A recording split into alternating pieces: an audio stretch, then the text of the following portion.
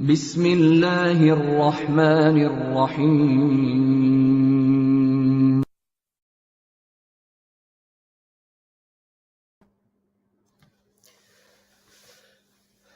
Assalamu alaikum. Welcome to our Friday service on the 12th of August 2022.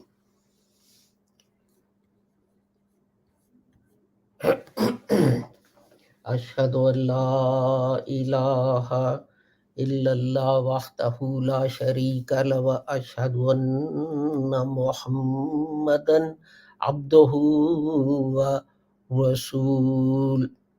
أما بعد فأعوذ بالله من الشيطان الرجيم بسم الله الرحمن الرحيم.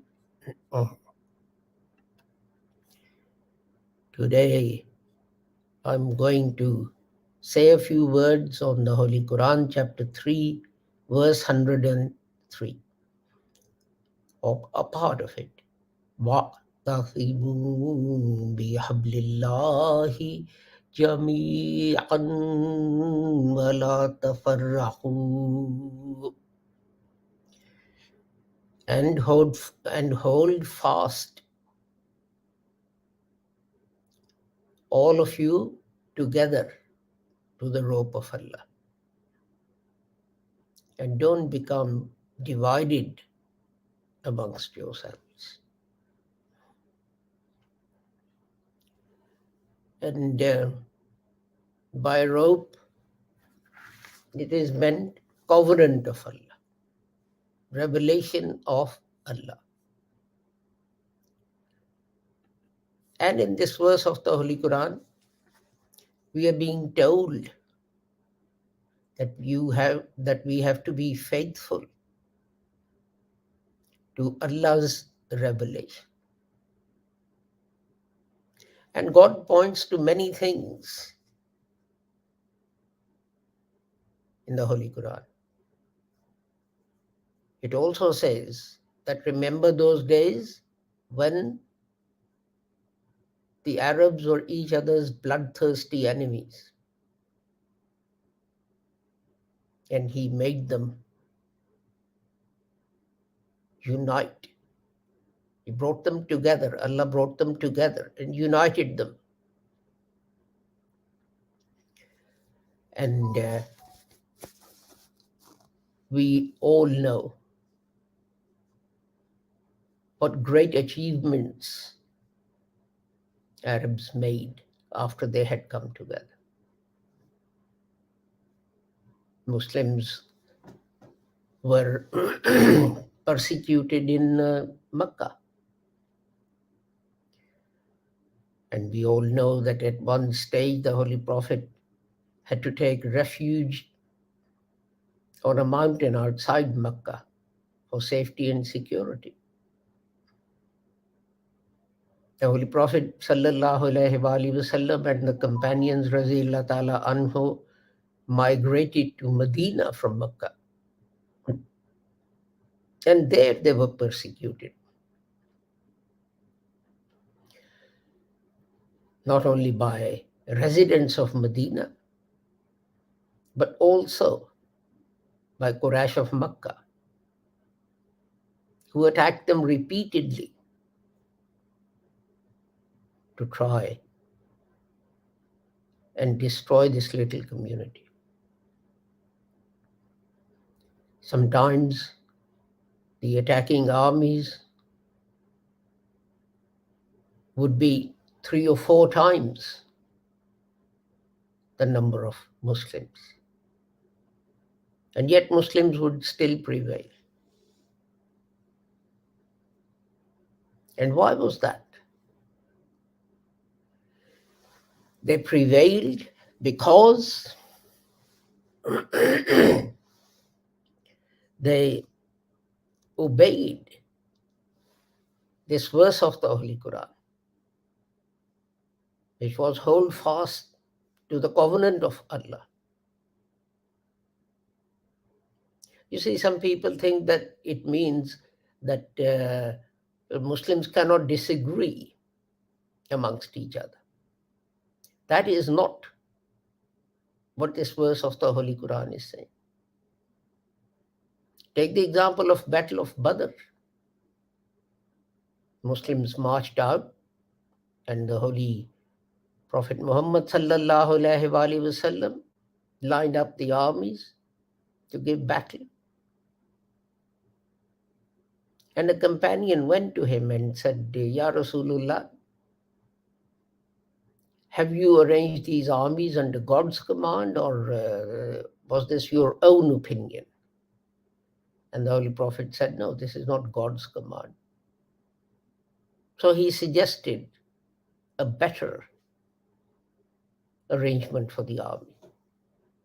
And the Holy Prophet asked him his reasons.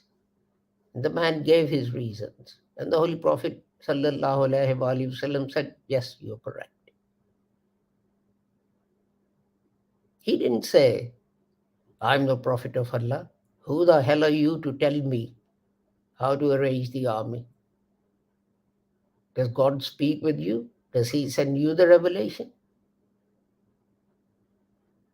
But these days, we have the minorest, the smallest official. And if you disagree with him, he then does whatever he can to take his revenge on you. And let's not talk about people who are rich or people who are in high positions. I disagreed with someone about how to proceed in a matter. And his eventual argument was, well, if I am wrong, how come I've got 4 factories and you don't? What kind of argument is that? And again, Battle of Uhud. The Holy Prophet Muhammad sallallahu alaihi wasallam, when he heard of the numbers attacking who were coming to attack Medina, his suggestion was that Muslims fight a defensive battle. But the majority disagreed. And the Holy Prophet accepted the majority's decision.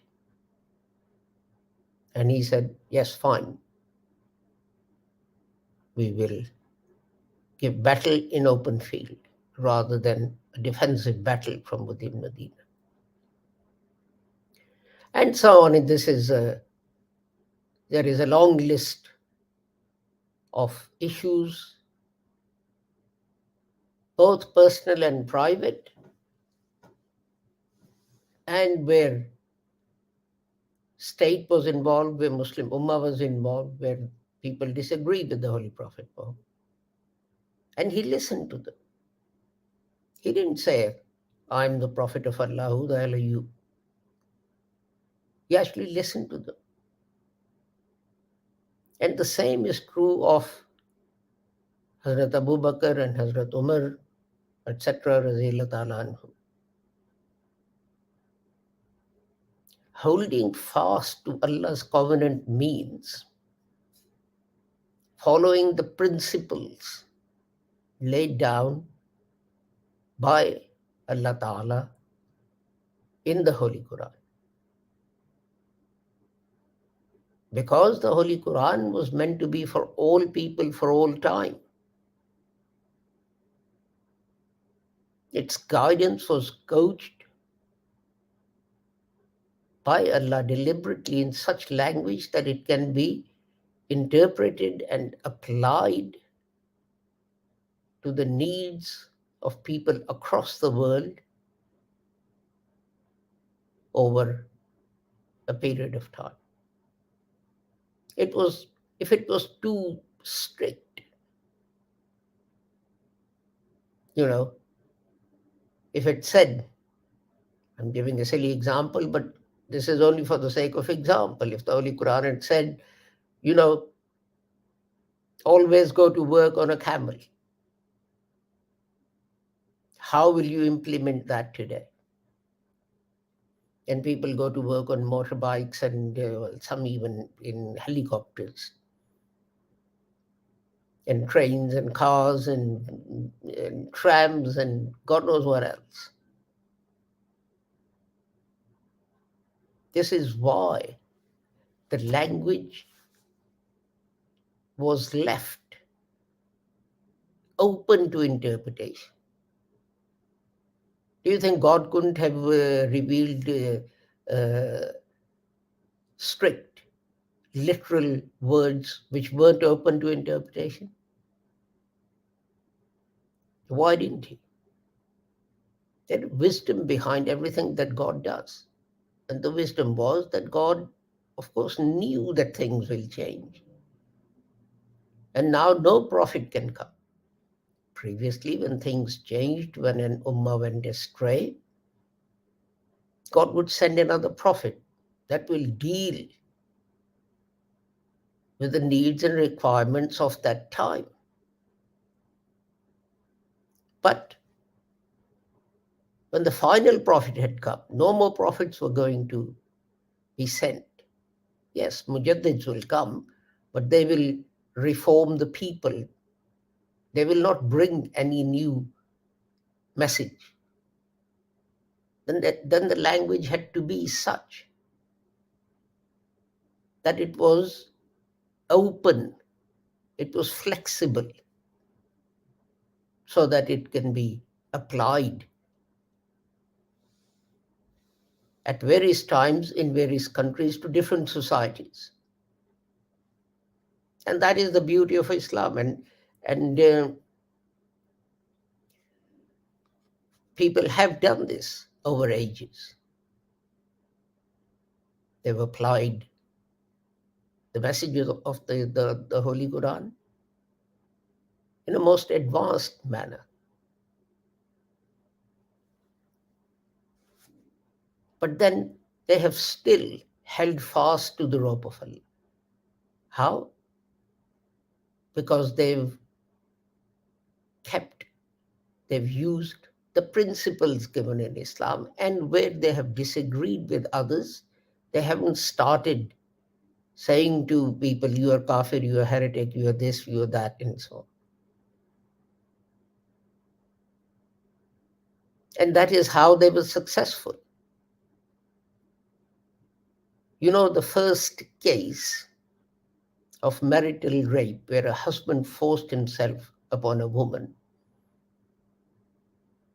was brought before a Muslim Qazi when Muslims ruled Spain 1,100 years ago. This woman went to Qazi, and the Qazi said that, well, the Holy Quran says if you cause someone injury, then you're going to be punished. And the man protested and said, she's not been injured in any way. And you know what the Qazi said? He said the psychological damage. He didn't use the word psychological. He said the mental injury you have caused by your action will take much longer to heal compared to any physical injury you could have done. This is 1,100 years ago that Qazi is interpreting the word injury in the Holy Quran to apply it to a particular situation which may not have arisen before. The difficulty arose when Muslims became too dogmatic. They became inflexible. They refused to look at the needs of the time. If people no longer use horses and camels and so on to ride, they use motorbikes and motor cars and buses and aeroplanes, whatever. Then you need to have laws about how those things are going to be used. But the principles are going to be the same. You couldn't run someone down using a horse and kill them or cause them injury. It's the principle that is important. But unfortunately, what we've done is we become literal. Literally, this means whatever it is. And that's how it must be. And it cannot be otherwise. And that is what has led to difficulties. That is why Muslims have been left behind. Take the example of um, the British in India. Once British started to rule, they said all government communications and so on are going to be in English. And the Muslims said, no, that's wrong. We're not going to learn English. This inflexibility damaged them. And for 100 years, they wouldn't learn English and they got left behind. The other nations that learned English got jobs and so on. And it was amazing. Muslims said, well, everything must be in Farsi. Why? The Holy Quran is not in Farsi. Well, English is the language of the unbelievers. Well, so was Farsi. Arabs didn't speak Farsi. Who spoke Farsi? The Holy Prophet sallallahu alaihi wasallam, his companions, radiallahu ta'ala anhum? No, none of them did. And yet we were stuck with Farsi. We were inflexible. We weren't holding on to Allah's rope. We were simply holding on to our own preconceived dogmatic ideas that we will not change. And that has been the downfall of the Muslim nation. And I end with the other example that I give so frequently because it's so pertinent. That when printing machine was invented, it was first taken and offered to Muslims. Because in those days, all over Europe, Muslims were well known for being what? For being friends of knowledge, ilm dost, supporters of knowledge.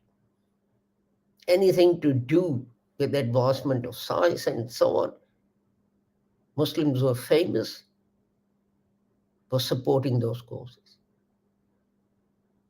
So when the man invented the printing machine in Germany, he dismantled it, put it on donkeys and horses and so on, and took it all the way from Germany to Istanbul. Why? Because he was told Muslims support knowledge, advancement of knowledge. And he presented it to the Muslim ruler, to the Khalifa. And that one wrong decision, that one show of inflexibility meant that Muslims were left behind other nations.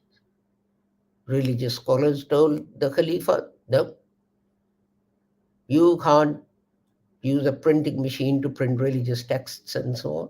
This is un-Islamic. This is haram. The Holy Prophet didn't do it. And a law was passed that if a copy of the Holy Quran, which is printed on a press, is found in a Muslim home, that person will have his head cut off. And that law remained in force for 200 years, leaving Muslims behind. You may laugh. You may laugh. But we haven't changed. Mention anything. Television, there was a great debate. This is un-Islamic, this is haram. Video, this is un-Islamic, this is haram. Taking photographs, this is un-Islamic, this is haram. Making movies, this is un-Islamic, this is haram. Organ transplant, this is un-Islamic, this is haram. Anything new is un-Islamic and haram. Rope of Allah doesn't mean that you dogmatically stick to something that some scholars said 500 years ago. He was a sincere and dedicated person, whoever he was. But he was applying the covenant of Allah to the needs of his people. We now need to apply it to the needs of our times. And until we learn that lesson, we'll keep on trying to chase other nations who leave us behind, as happened in India and elsewhere. Barakallahu lana wa lakum fil Quranil Azim wa nafa'ana wa iyyakum bil ayati wa zikril hakim. Innahu ta'ala jawadun karimun malikun barrufur rahim.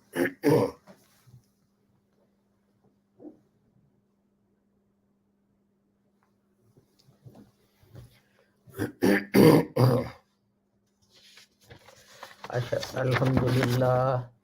Alhamdulillah nahmaduhu wa nasta'inuhu wa nastaghfiruhu wa nu'minu bihi wa natawakkalu alayhi wa na'udzu billahi ونعوذ بالله من شرور أنفسنا ومن سيئات أعمالنا من يهده الله فلا مضل له ومن يضلله فلا هادي له وأشهد أن لا إله إلا الله وأشهد أن محمدا عبده ورسوله اللهم صل على محمد وعلى آل محمد كما صليت على إبراهيم وعلى آل إبراهيم إنك حميد مجيد اللهم بارك على محمد وعلى آل محمد كما باركت على إبراهيم وعلى آل إبراهيم إنك حميد مجيد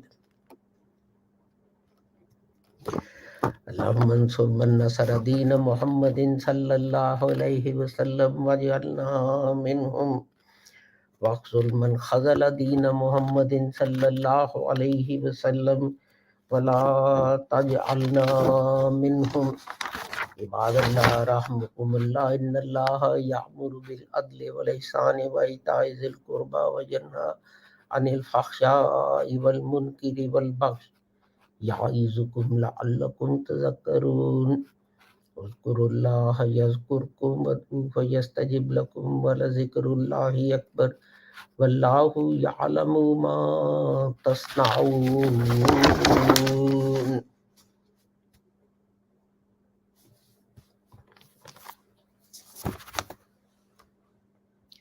Please follow the audio for prayers.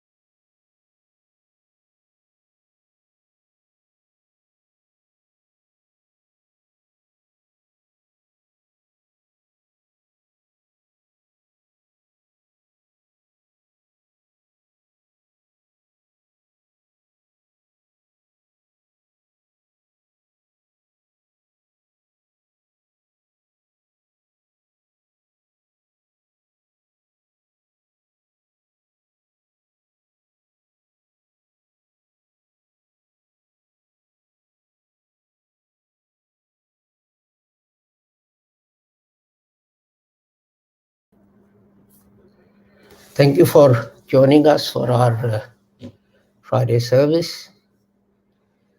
Inshallah, we'll see you for our reflection on the Holy Quran, and then inshallah for the next Friday prayers. Assalamu alaikum. Khuda Hafiz. Goodbye.